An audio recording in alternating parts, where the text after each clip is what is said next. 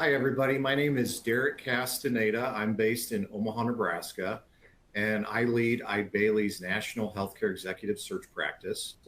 In the past 17 years, I've conducted more than 200 executive level searches for hospitals and healthcare organizations across the United States. My areas of expertise include staff recruitment and retention.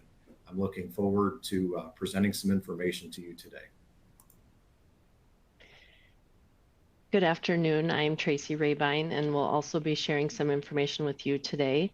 My background is I've spent over 20 years on the provider side, so in similar places as many of you are, with various positions within healthcare facilities of both hospitals and clinics, and small and medium-sized organizations. So look forward to visiting more today through the afternoon. All right, well, let's jump in a little bit here and talk about Eide Bailey briefly, and then I'll turn it over to Derek and we'll get started on our topic. But first, we just want to acknowledge that, things aren't getting any easier, right? We all know that. I was actually on the provider side of the equation when through the pandemic and the challenging times and things that happened during that. And so, what we are noticing is that there is just a different feel, right?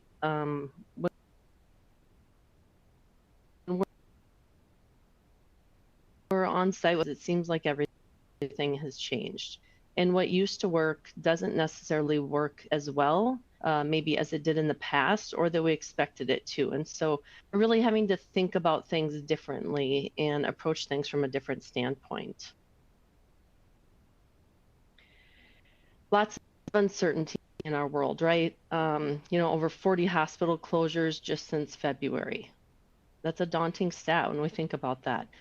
Job cuts, there's financial and operational challenges, more than 200 billion in losses for hospitals and health systems alone, just in 2023. 50 billion a month is what hospitals are losing. Staffing shortages, no secret. You're all feeling that. That's probably, part of why you're listening today. So lost more than 100,000 nurses just from 2020 to 2021. And another 800,000 intend to leave by 2027. So those challenges are huge. And, we have to continue to look for ways to find resolution and get creative.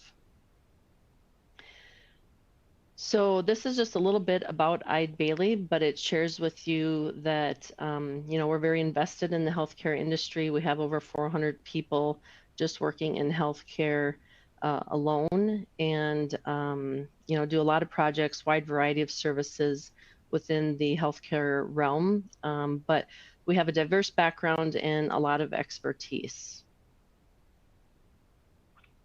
And if you engage with Eide Bailey, here's some things that you could expect from us. We really want to try to strive to make sure that when we are in engagements with organizations that we make sure we're adding value, right? That always should be the goal, and that there's some opportunities and ideas that can come out of those engagements. And as you continue down your journey with Eide Bailey, this is kind of something new we're just rolling out, but really that, we are in the business of handling healthcare and helping businesses with some of these difficult struggles and changing times that are going on in our industry today.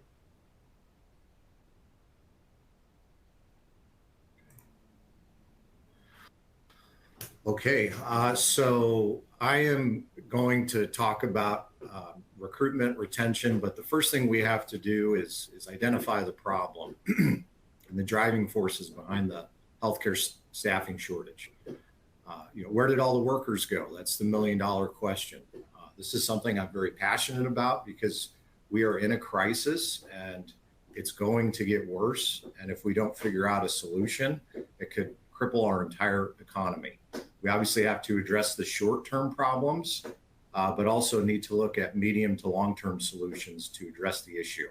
Now, there is some good news because of the rise of AI and technology and more attention being paid to the issue from public and governmental perspective.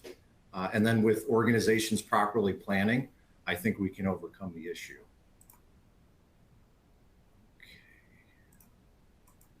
So the answer to where all the workers went, and this is something we all know. So I'm preaching to the choir here because everybody's dealing with the same issues. But the one indicator that I look at that I think is the most important is the labor force participation rate. It's been in decline since its peak of 67.3% in 2000. And after the Great Recession of 2008, it started declining faster. Now, obviously, with the pandemic, that alleviated the entire problem. We have lost 1.9 million workers from February 2020 to June 2023. Our current labor participation rate is 62.6%. And there are 9.6 million job openings in the United States and only 5.9 million unemployed workers. So there's almost 2 jobs open for every person looking for work right now. As we know, labor is not keeping up with the supply, and this is the issue we're all dealing with today.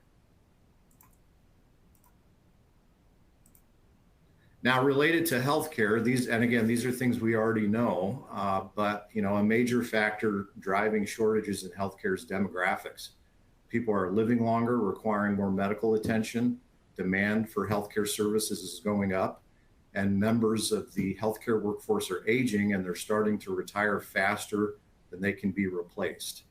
Also, we have a shortage from schools. So since the start of the pandemic, enrollment at medical schools, nursing schools, allied health schools, they are down.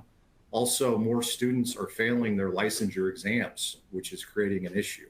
So we already had a shortage prior to the pandemic, but the pandemic has certainly made things worse. The other issue that I think has been a significant effect for healthcare is the competition for hourly unskilled labor. That has gotten more difficult because all of the economy are affected by the labor shortage. Every industry has increased wages and benefits to attract workers, which makes hiring those hourly unlicensed staff members more difficult. The challenge in healthcare, as we all know, is we can't simply raise our prices like McDonald's or Walmart to increase compensation and benefits for our employees. So we know how challenging this environment is right now. The other thing that has been a major impact in healthcare related to COVID-19, but also just age, baby boomers are leaving the workforce. It's expected that the last of baby boomers will leave the workforce by 2030. Now, this is the projection out to 2030. Compared to the prior decade, the next decade is expected to see slower population growth, and the median age of population is going to continue to rise. All baby boomers will reach 66 by 2030. And so over the next 7 years in this decade, we're going to continue to grow our economy and jobs are going to be added. However, the BLS is anticipating that our labor participation rate is going to go down to 60.4%. So by 2030, we're going to have 11.9 million new jobs, but only 8.9 million new entrants to the labor force. Healthcare is expected to add 3.3 million jobs out of the 11.9 million.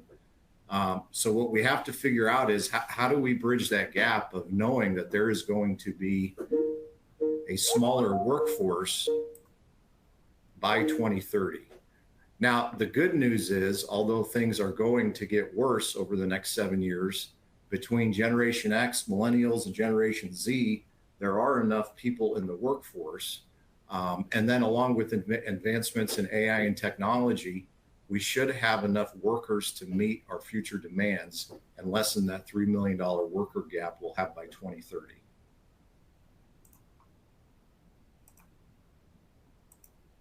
Okay, the next thing I wanted to talk about is recruitment solutions and best practices. We all know what the problem is. I just outlined some numbers for you, and it looks terrifying when we're talking about it. But these are some of the things that I've seen throughout my 17-year career that I would just consider best practices when it comes to recruitment. And although it is a challenge, it is possible to find good people.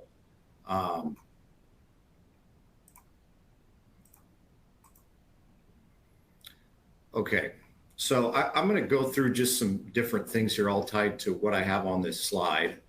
Um, the first thing I want to talk about is, employment brand.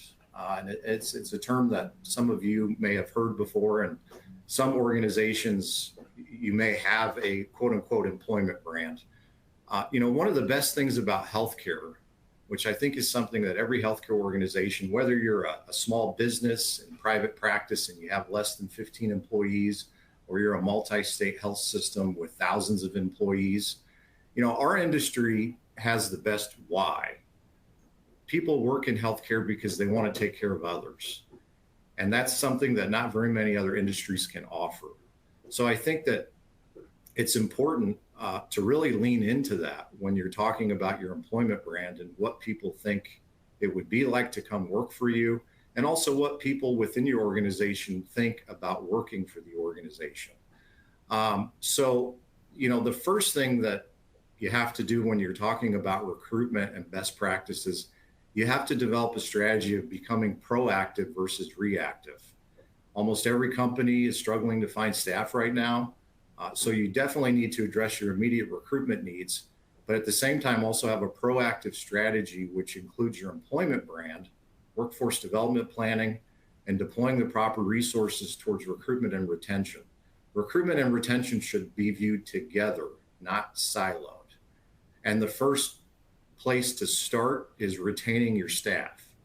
Too often we assume our employees will continue to work for the organization. And this is an example that happens all the time. How many times has someone left and turned in their resignation, and either in an exit interview or the conversation you're having when they're resigning, you find out that you could have addressed their issues had you just had the conversation before that. So whether you're small or large, at all levels, you need to be having conversations with your staff frequently and do everything you can to address their concerns and needs, and also be transparent as far as what your limitations are. I think having those discussions and taking action, that creates trust, and it motivates your staff members to want to stay. But the key is it's got to be constant conversations. I'm not saying on a daily basis, but the culture within the organization is constantly getting a pulse of where employees are. When it comes to employment brand, basically what an employment brand is what the market perceives what it's like to work for your organization, and what people within your organization perceive what it's like to work for the organization. This affects recruitment, retention, engagement of current employees, and the overall perception of the organization in the market. You want to build a positive employment brand that communicates that your organization is a good employer and a great place to work. I could spend 2 hours talking about employment brand. It's a very complicated, it's a very complex, it's simple, but it's also complex. There's a lot of nuance to it, but it's a term that you should be talking about within your organization. I would say the most important things when you're talking about developing or enhancing your employment brand, you want to know what is special about your organization. And that's something that needs to be part of your employee value proposition.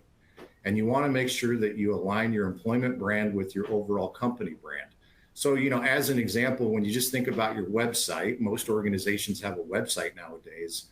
The purpose is not only to market your providers and your services and the different things that the organization can offer, but you also have to have a lens of knowing that there's potential employees that may not be coming to your website to look for a job, but they're coming to look for something different, but making sure that you're adding content across the entire website that is also geared towards attracting potential employees to your organization. The next thing is, know your local job market. Who are you competing for talent with? What are they offering? And that goes all the way from other healthcare providers and healthcare organizations within your region to McDonald's and Walmart, because we're competing for staff with every company nowadays. So when you're driving down the street and you see that McDonald's just raised their starting wage to $18 or $20 or $22 an hour, that's something that you need to be aware of as it relates to recruiting staff to your organization. Another thing that I think is important in terms of recruitment, if you're a small business, if you do not have a dedicated HR recruitment professional, I would suggest to hire one or at least dedicate somebody part-time to that. And for larger organizations, now's the time to expand your recruitment team. You got to have the people in place within the organization that are going to manage and handle the recruitment process. And you want to take as much time off your hiring managers as possible. I mean, you want your hiring managers to lead their department or lead their team, obviously be involved in the hiring process, and make sure that they're getting the staff that they need. But if they get too bogged down with human resource work, that's going to discourage them from being able to do the best job they can do in their position. Another thing to think about is we have 4 generations in the workforce. You have baby boomers, Generation X, millennials, and Generation Z. So you got to think about your strategy when it comes to recruitment related to different generations. And some of that is just positions. So early careerist positions, obviously you're talking Generation Z, millennials, maybe Generation X for the younger Generation X. For your director level on up, we're talking Generation X and still baby boomers. And one of the best ways to learn about what these different generations are looking for is just talk to your staff. Find out what they're looking at, find out what social media they're on. All that needs to be funneled into a recruitment strategy. As an example, I mean, I'm Generation X, but I still get a paper newspaper. I would assume a lot of my Generation Xers do and baby boomers do. Generation Z, they're on TikTok. Is your company on TikTok? It's something to consider. The next thing, and this one's very important. If you haven't done so recently, I would evaluate your org chart and your job descriptions. The important thing is you want to make sure your job descriptions align with the actual role and responsibilities, and the reporting structure is appropriate.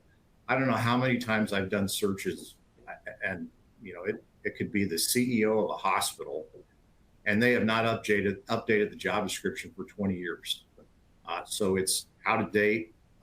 It doesn't align with what they actually need, and it doesn't give somebody an idea of what the job actually is about.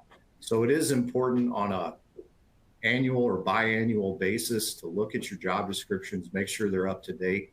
The other thing to think about as far as enhancing those job descriptions, think of them as a selling tool. I mean, people are going to see a job description, whether it's posted on your website or something that gets emailed to them if they apply for a job, and add some goals, objectives, potential rewards, also reasons why someone would want to come work for you. So I briefly talked about a employee value proposition. That's something that should be at the top of every job description that you send out. Is why are we so great? Listing your awards, things that are happening with your current staff. You got to use that as a selling tool. The next thing to look at is your recruitment technology and communication strategy. Most employers nowadays have a website, you have an ability to post a position, and an applicant tracking system. Now's the time to evaluate your ROI on the tools that you use. Are they meeting your needs? Is there something better or different that you could use that's going to create more results? Also, when it comes to your recruitment communication, if you haven't updated your website in the past 5 years, that's something you should look at doing. Also, developing a social media presence outside of LinkedIn. I mean, I think a lot of companies are on LinkedIn, and it's obviously known as a professional networking site, so it's definitely a place you want to be. But you need to have your brand across as many media outlets and online social media outlets as possible. And again, that gets back to recruiting different generations. You want eyeballs on your organization. How do we get more eyeballs looking at our organization? That really is the goal when you're talking about your recruitment communication strategy. The next thing that is very successful and something to consider is career pathways. I like to refer to it as a student to executive pipeline. I think one of the ways that healthcare can help to overcome this staffing shortage out over the next 7 to 8 years, we got to get involved at the high school level to get kids interested in jobs in healthcare and have a pipeline where somebody can go from graduating high school to becoming a nurse to then coming to work for the hospital or health system. And the other important thing is with those different pathways that you may consider implementing within the organization, that's something you need to communicate to prospective employees, on your website and your marketing material. Most job seekers want to know what's next. So when you're interviewing a job seeker for a position, they're already thinking about where they could be within 5 years with that company. So that's information that you need to proactively share with potential employees, whether that's passively or directly in an interview or something that's on your website. The next thing is, and this is something that I think almost every organization is already doing or has done in the last couple of years, rethinking compensation and benefits. If you have not reviewed market value for compensation in the past 5 years, you absolutely need to do it. And that's from your executive team all the way down to frontline staff. You need to know what people are earning in other organizations and also what they're seeking. Also, when it comes to benefits, you got to be cognizant of different generations. This is all underlined by the knowledge, and we all know this. You can only increase compensation and benefits so much. So you need to be creative to find ways and offerings to make your workplace and culture stand out. And the biggest thing is being flexible and adjusting to your workforce. And Tracy's going to talk about culture, but that's a big part of not having to just automatically always raise compensation and expand benefits, because culture is the core of everything. Competition for talent. So, as an employer, you should strive to have a superior candidate experience, from how you word a job posting to how quickly applicants are contacted once they apply, how quickly they're interviewed, and how quickly you hire people. Regardless of your recruitment tools, you have to have a high sense of urgency, because if you don't, your competition will, and they're going to hire those folks before you even pick up the phone and call them. Also, assume that every applicant you interview is not only interviewing elsewhere, but will have multiple job offers. I think if you go back 15, 20 years, maybe even 10 years, the power was the employer, because you had the job and people were coming to you and they wanted the job. Well, we are in a candidate-driven marketplace today, and that's not going to change, at least for the next decade. So, you review somebody's resume or their application, you're making the decision whether or not you think they're qualified for the position. And so if you are saying yes and you're bringing them in for an interview, you really got to approach that interview as a pitch. And you're obviously asking them questions and evaluating their experience and whether or not they would be a fit for the role in the organization. But you also have to be prepared to talk about, why somebody would want to consider coming to work for the organization. The next thing to think about or look at is developing a talent pipeline and new sources for applicants. Every one of my clients are saying the same thing right now. We can't find staff. Now, I can tell you, in my experience in working in healthcare executive recruitment for 17 years, and I've done controller searches, I've done director level searches, I've even done some manager level searches. Yes, it is very difficult to find people, but they are out there. You're just not looking in the right places, or your process is broken and your process is not leading to the outcome that you're looking for. So you have to be creative and really push your recruitment team and hiring managers to come up with new sources of candidates. I mean, I'll give you an example. Many employers use Indeed. I don't have anything against the tool, but I don't think it's great.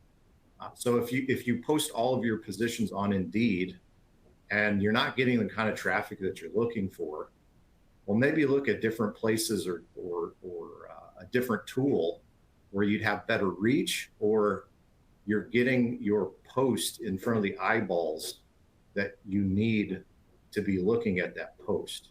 So the more specific and direct you can be, that's the best way to go about doing it. So, because it's all about getting your positions and your organization in front of a target audience. And then the last thing I'll talk about here with recruitment is, and many employers do this, so I'm not saying that you all sitting here today, this is not something you do, but empower and encourage your employees to recruit for your organization. Now, where this starts is building a great culture so that when people talk about their experience of working for your company or your organization, they're sharing how great it is to work there. So that's really where this work begins, is building a great culture. However, you do have to communicate and let staff know, if you can refer people to us, please do so. And if you don't have a referral bonus internally, that's something I would absolutely consider doing. But on a regular cadence, I mean, if I'm the head of talent acquisition for your organization, probably on a weekly basis, I'd send out an email to the entire staff saying, hey, these are the positions that we're looking to hire people in these different areas. Feel free to share with your family, your friends, share on social media, put it on Facebook. You got to have a regular cadence if you want your employees to recruit on behalf of your organization.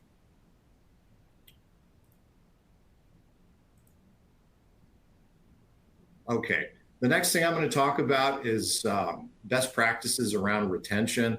A lot of this stuff is the same as recruitment, so I won't cover some of the same topics, but we'll dive into that here. Okay, the first thing is onboarding new employees. So part of the search service that we offer also includes developing an onboarding plan with the new employer. Our onboarding plans go out to a year. Now, I'm not suggesting that you have to have a year onboarding plan for all of your new employees, but you do have to have a mindful and thoughtful plan. The first 60 days on the job will dictate whether or not you keep an employee for a longer period of time. So you do have to have a plan in place. And this should be made for every level of an organization. It should be fun, and the employees should have everything they need to be successful. I've seen too many times where an organization hires someone new, they go through a day of HR and IT training, a few days in their job, and then they're left alone. Everyone has different personalities. Some will be more proactive and ask managers questions. Others won't. So that first 60 days is critical. You got to make sure that there's a plan for a new employee. And the other thing is just frequent check-ins, just constantly asking how they're doing, what do they need. That makes a big difference. Performance reviews. Every organization does them, but my take on it is don't go through the motions. If it is a position that has a financial bonus, you need to clearly define what the requirements are for the individual to meet the bonus. If it's not, if a position is just a salaried or hourly position, I think your performance review should be a celebration. You're celebrating their accomplishments, what they've contributed to the organization, and then you're planning for the next year. And you're incorporating what the overall business goals are and how that person is a part of the mission and can help the organization achieve its goals. And you should have at least a quarterly check-in. So don't wait to have a discussion with an employee on an annual basis. Managers and supervisors at all levels should be checking in at least on a quarterly basis. Employee satisfaction survey. Many places do these, but even if you're a small business, at least on an annual basis, you should do an employee satisfaction survey. It doesn't have to be exhaustive, but you have to do it so you have data, you have feedback, and then an opportunity to improve. Excuse me. The next thing is rewards and recognition, both formal and informal. Most organizations have something in place, but you got to ask, is it effective? Are you getting the results you want from it? And you can measure that through your employee satisfaction survey. And I think your program should be at the unit level all the way up to the corporate office. So you have a unit or a department, they have a reward and recognition structure all the way up to the entire organization. Supervisors and managers, these are the lifeblood of your workforce. Most important when it comes to recruitment and retention. You need to create an environment where they're constantly talking with their staff about what they need and give them the tools and abilities to take care of their staff. Obviously, there's limits from a financial and operational perspective. So that's something that you can't avoid, but do your best to take care of the supervisors and managers. The other thing that's important is, if you have a bad manager or supervisor, obviously you have to go through a process if you're going to let somebody go, but get them out of the organization as soon as possible. Embrace flexibility. I mean, the pandemic has changed how people perceive working. And the question you need to ask, will the work still get done? If the work will still get done, do your best to accommodate the needs of your staff, not just day to day, but emotionally and physically. Senior leadership team for mid-sized to larger organizations, do they know what's happening on the front lines? If not, you have a big problem. It should be an expectation for senior leaders to know they need to have part of their time dedicated to seeing what's happening on the front lines. If that's something your senior leaders are not doing, that's something they need to do. Re-engineer the EMR. I mean, this is something, we've been talking about for a long time.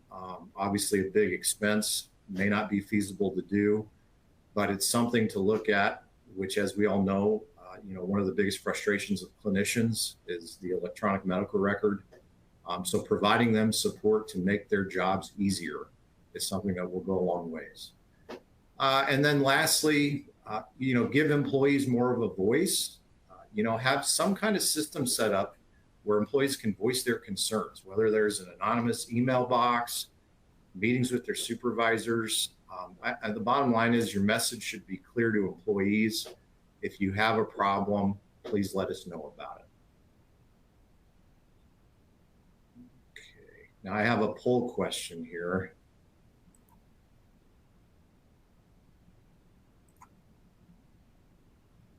Okay, has your organization put together a workforce development plan out to 2030? All right, everyone, if you are here for CPE, please make sure you're answering these polling questions. Make sure your slides box is maximized so you are able to see the polling question. You will answer right on the screen and then you will click submit.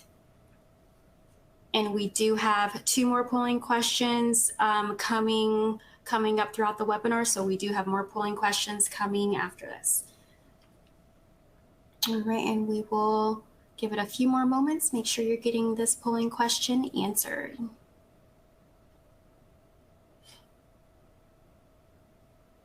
And if you have any questions or comments, place them in the Q&A box to the left-hand side. And also, if you have not seen it pop up already, you can refresh your page and you will see the updated PowerPoint link in the related contact box as well.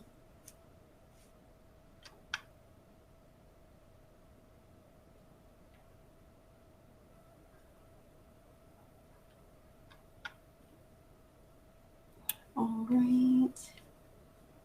Just a few more moments. Everyone, make sure you get that polling question in for your CPE today.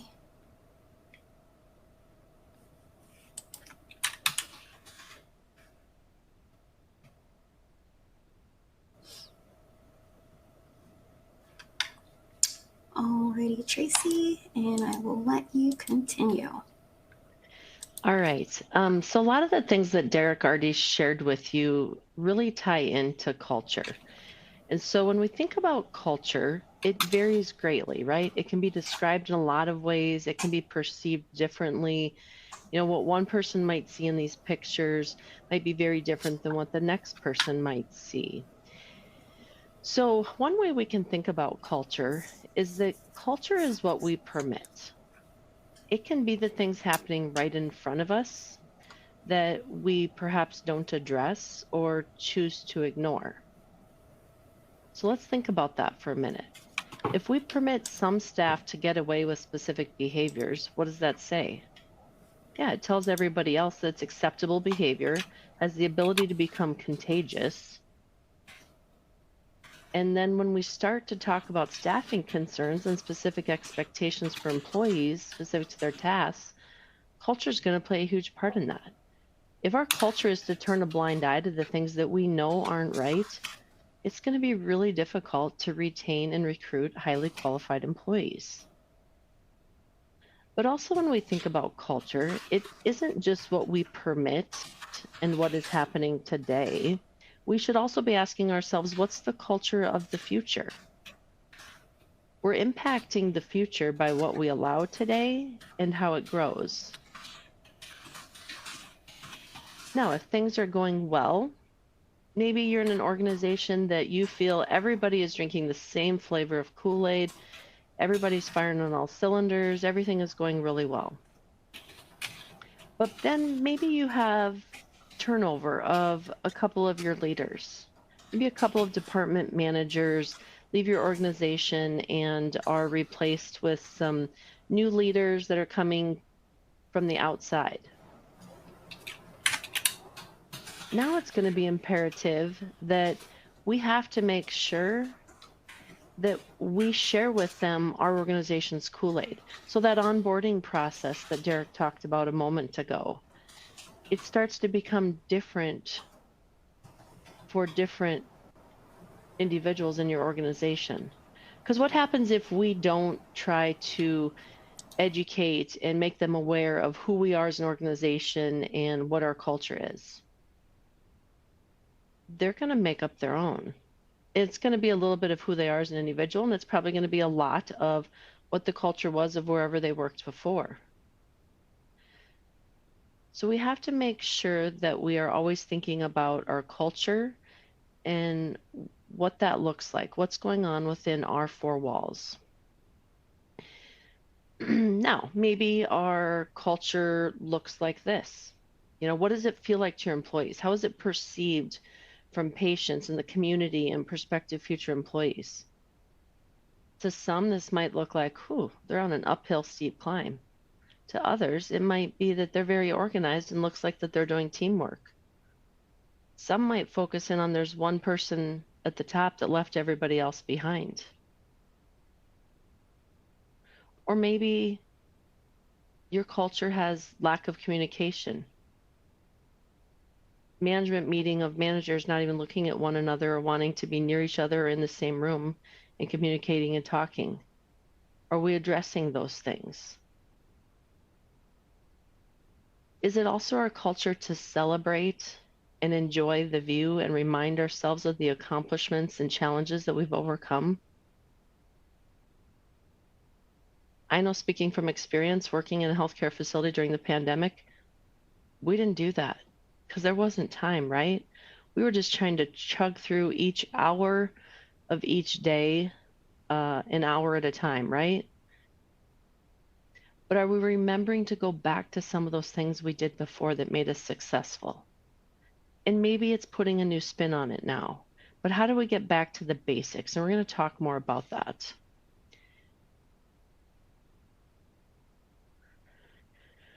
Leadership and communication.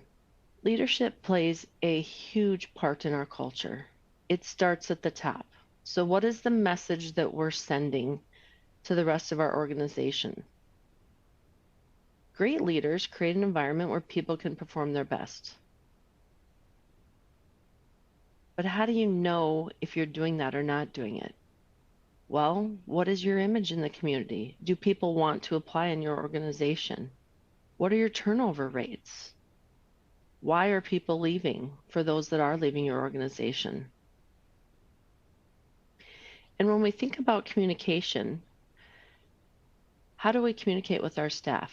If we're going to roll out a press release to the public, do we first make sure that we share that news with our staff? Do they get the sneak peek and the preview of things before it's rolled out to the public? We need to make sure we're utilizing our biggest advocates, and they're our employees. So we want to make sure that they're feeling appreciated, that they're engaged, and that they can go out and help us fight this battle of our staffing shortages. All right, we're going to do another polling question.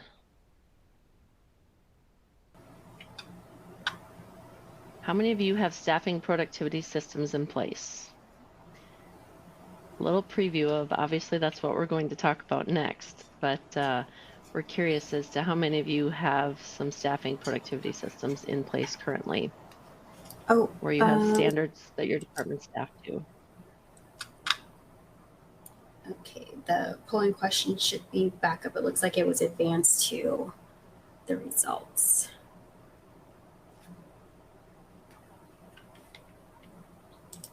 Okay, everyone, it should come back to the page where you can click on the page and click A or B for your answer and then hit submit. And make sure your slides page is maximized so you're able to see the polling question. You will answer right on the page and then hit submit.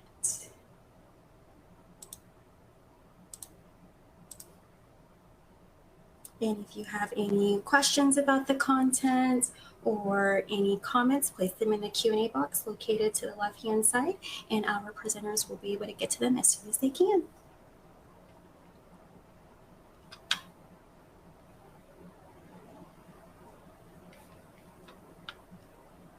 Looks like we still have a few answers coming in.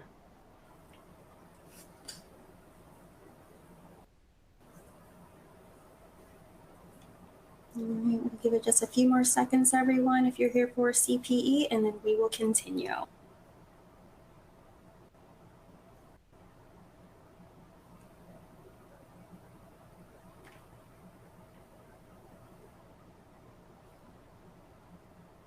right, and we are good to continue. All right, so just under half of you have some sort of productivity system in place. So that's good. That's actually a little higher than I might have expected it to be. So that's great to see. So let's talk about workflows and staffing a little bit. You know, workflows actually tie directly to our ability to staff and retain retain staff in our organizations. So when we think about workflows, you know, you might be wondering, well, why? Well, I'm a big advocate for let's control the things we can control. We're going to do everything we can to continue to try to recruit, but at the end of the day, you know, there's a little bit of a dark cloud hanging over our heads of there's only so many people and there's only so many people in each profession. But what can we do to maybe think differently of how we take care of patients and how we provide care in our organizations? And so I'd like to look at this from the perspective of what can we do to remove roadblocks? What frustrations do our staff have, and what can and should we be doing to minimize them?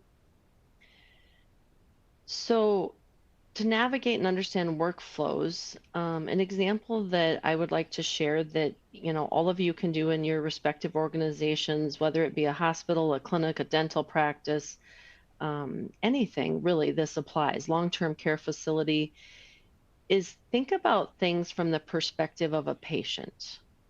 And you're going to do what I like to call a day in the life exercise. But if we think about things from the perspective of our patient, you know, we call them, we ask them confusing questions, we ask them to fill out paperwork, we run tests on them, we care for them, we you know, sometimes give them scary or confusing results. But in turn, they have a lot of, we have a lot of impact on our patients from multiple perspectives, but in turn, they also have an impact on our workflow. And so to acknowledge that, we need to understand how integrated our processes really are and how much they impact various departments. So when we change it, there's likely some downstream effects, right? And we frequently have opportunities to help staff and management better understand those impacts. So to not only capitalize on those opportunities, but to also communicate with the appropriate departments prior to making any changes that might affect others. So when we think about improving workflows and doing a day in the life scenario, this exercise can be in depth and it can be a bit time consuming if done right, but it also provides great benefit. So to illustrate this, start with picking a specific type of service. So for today's purposes, maybe we have a patient presenting for a radiology test. And in a hospital, it gets a little more complex because you have different processes for different types of patients. But, maybe in a dental practice, it depends if it's a, appointment with a hygienist or an appointment with a dentist. So wide variety that you just need to kind of customize it to your specific organization. But in this scenario, let's say we have a patient presenting for a radiology test. So we gather a group of frontline staff and managers that come in contact or touch this patient, which might just mean touching their medical record, not necessarily seeing them physically. And we may also want to include some other support departments like IT or other ones that might be a part of this. And you're going to want a leader or a team of leaders. And you're going to need to be able to kind of put on your outside eyes and look at things as though you're not intimately involved in it. And you're going to be in a conference room and you're going to be sitting around a table and you're going to flush out what's working and what isn't working. But you're going to do that by starting at the beginning. At the point when the patient gets scheduled for that radiology exam, flowing through when they come in to be registered, have the testing done, and upon discharge, and any interactions that happen with the patient post-discharge. There's a lot of things that will tie into this, and there will be many discoveries. One, you're going to have all these people around the table now gaining an understanding of how different areas impact each other.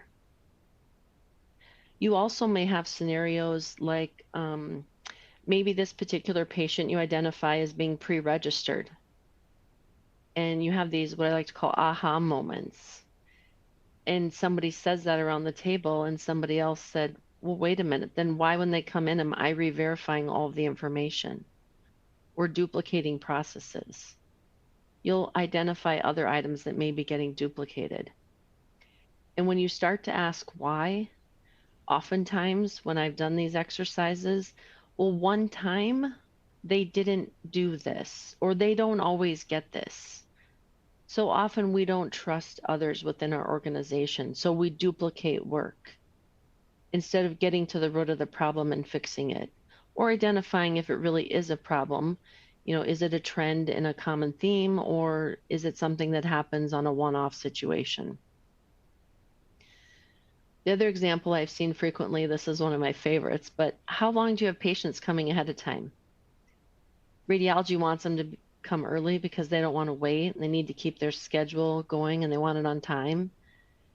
And so that one time that it took registration, maybe a half hour, which was completely outside of the control of registration. So now they tell all their patients they want them to come 30 minutes early, when registration usually takes about 5 minutes. Now you have a patient sitting in your radiology waiting room much longer than they would need to. What happens? They get frustrated, they get aggravated. They're up at the desk asking how long before their exam. Remember, they're already anxious. Receiving health care isn't usually fun for most patients. Do you have patients presenting that they're upset before you've ever even started to provide services to them because they came in the wrong door and felt like they were going through a maze to try to find where they needed to be within your organization? How clearly are we communicating to them? We need to figure out our processes. and we need to make sure that we're all on the same page. When you involve staff in all of this, they now become and take some ownership in it. They also get to be a part of alleviating some of the frustrations that bog them down in their day-to-day duties. You know, most staff know what they do and they know how to do it, but do they know why they do it?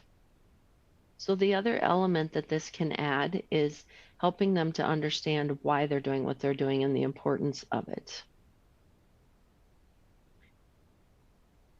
All right, so a minute ago, we polled you about productivity benchmarks and how many of you are using some productivity. Well, salary expense is our biggest expense, right? And if we can't always fill positions, how else can we tackle the problem? And maybe it's by looking at, do we have the right people in the right places and the right amount of people departmentally and in some of those respective roles? By utilizing some productivity benchmarking standards, it allows you to benchmark and understand and gain an idea of where you compare to others. You're simply taking those worked hours divided by a unit of service. You know, if you're in a clinical area, that might be your number of tests. So on average, you know, how long does it take to do a radiology test? On average, how long does it take to complete a registration? And benchmarking yourself to others. So maybe the next time that you have somebody leave your organization, instead of refilling that position, maybe you don't need to. Or maybe you identify that some tasks don't quite make sense in the departments they're in and need to shuffle some things that allow for greater efficiency. Maybe you have some departments with nursing staff that are overstaffed, and we could shuffle some of those folks around to areas or departments that are in greater need. We see in a lot of organizations that they're starting to get very creative, and there is a lot of shared staffing happening. And, you know, we challenge organizations to don't be afraid to be different and utilize people in different roles regardless of their actual job title. But how can we focus on their strengths and utilize them appropriately in our organization? Just because you have an opening doesn't mean you should necessarily turn around and repost that position the way that it was before. Challenge yourself and your organization as to what should it look like? What might we want to change about this? One more polling question.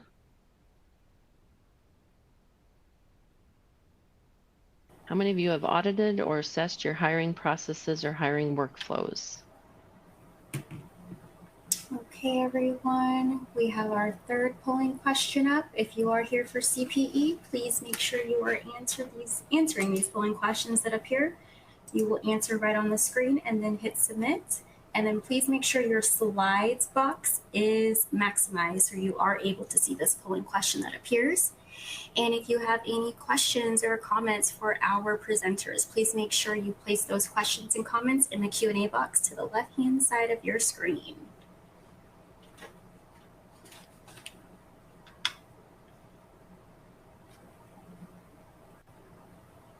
All right, everyone, make sure you're getting this polling question answered. We will keep it up for a few more moments and then we will continue.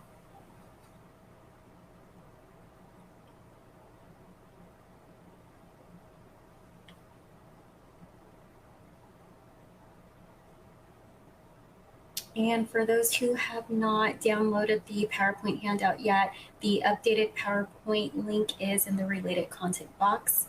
You can click on that and then you'll be able to access the link and download the PowerPoint right from there.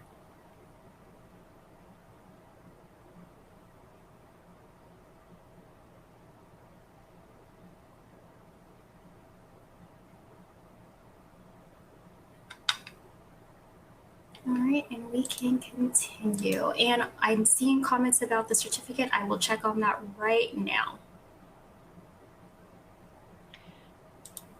Okay, so a little over half of you have assessed your hiring processes or hiring workflows. So great to see that. Let's talk a little bit about what this can look like. Now, we talked about a day in the life from a patient's perspective and, cleaning up workflows and removing roadblocks and minimizing those frustrations of our staff. But what about from an employee's perspective or a prospective employee's vantage point? That day in the life process we just went through, now how do you think that's going to make your staff or your potential future staff feel? What is their perspective going to be as they navigate your hiring process? When we think about that, I've done this when I worked on the provider side, and it never failed. There was always something that I would be like, we do what? Why do we do that? And it really starts with at the application process. In arguably it starts before then of the posting process and whatnot. And Derek gave you a lot of tips related to that and some do's and don'ts. But if we start this at the application process, do we follow up with everybody who's applied for a position? Do we call them or follow up in some way to let them know what they can expect? Do we give it the personal touches?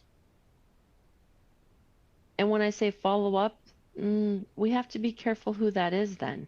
If we're making a phone call to follow up with them and let them know that, we received their application, thank you, and here's what they can expect in the timeline that they can expect it, who's delivering that message? Is it somebody that's always smiling and you can hear their voice through their voice that they're smiling?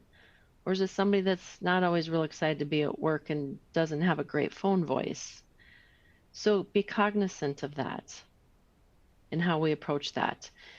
Also tied to hiring process is just kind of everything A to Z then as you continue to go through the process and making sure that we are understanding what we're doing, look at changing in that.